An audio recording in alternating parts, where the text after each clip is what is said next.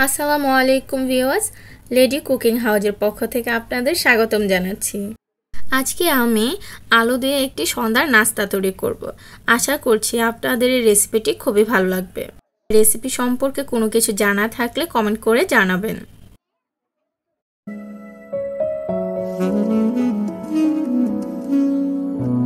এখানে আমি 3 থেকে 4টি আলু ছিলে নিয়েছি।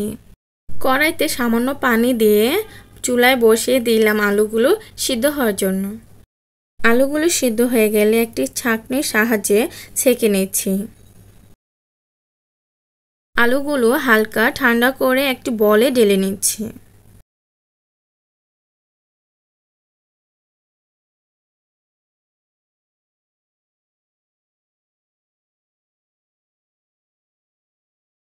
এখন দিচ্ছি সামান্য পরিমাণ লবণ এবং 1 চামচ পরিমাণ চিনি। এখানে আপনারা চাইলে চিনিটি স্কিপ করতে পারেন। এখন সবগুলো আলু আমি খুব ভালোভাবে মথে নিচ্ছি।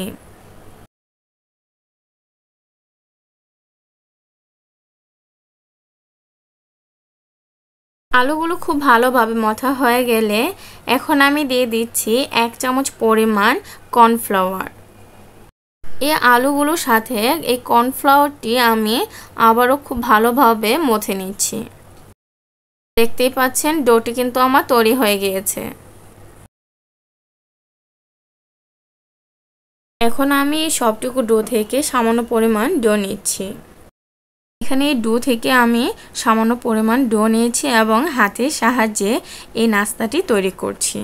ঠিক এই স্ক্রিনে দেখানো প্রসেসেই কিন্তু আমি তৈরি করে নিয়েছি।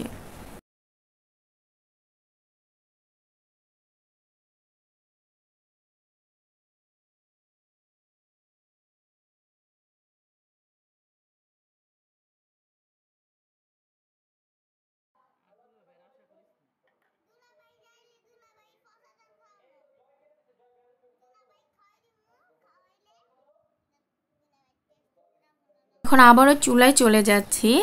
বসিয়েছি একটি ফ্রাই প্যান আর 2 কাপ পরিমাণ দিচ্ছি পানি। পানি থেকে খুব ভালোভাবে বলক আসার জন্য একটি ঢাকনা দিয়ে ঢেকে দিচ্ছি। ভালোভাবে যখন বলক আসবে সবগুলো আমি দিয়ে দিচ্ছি সিদ্ধ করার জন্য।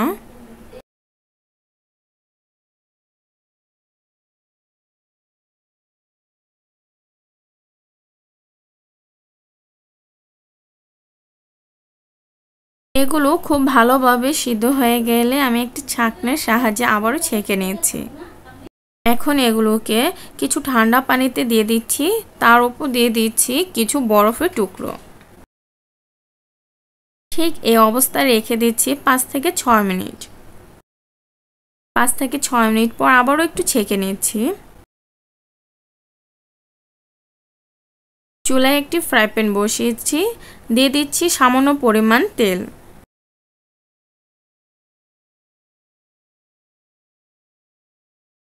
তেলটি সামান্য গরম হয়ে আসলে দিয়ে দিচ্ছি রসুন কুচি, পেঁয়াজ কুচি এবং 2টি কাঁচামরিচ।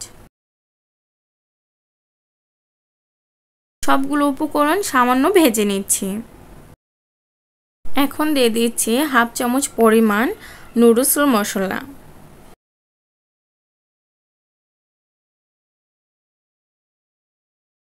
এখন দিয়ে দিচ্ছি 1 থেকে 1.5 চামচ পরিমাণ টমেটো সস। এখন সবগুলো উপকরণ আবারও খুব ভালোভাবে নেড়ে চেড়ে মিশিয়ে নিচ্ছি এবং খুব ভালোভাবে রান্না করে নিচ্ছি। এই উপকরণগুলো উপরে মশলাগুলো দিয়ে দিচ্ছি। এখন সবগুলো খুব ভালোভাবে নেড়ে চেড়ে মিশিয়ে নিচ্ছি। এই পর্যায়ে আমার এই দারুণ মজার নাস্তাটি রেডি হয়ে গেল। তো আজকে এই পর্যায়ে বিদায় নিচ্ছি। আল্লাহ হাফেজ।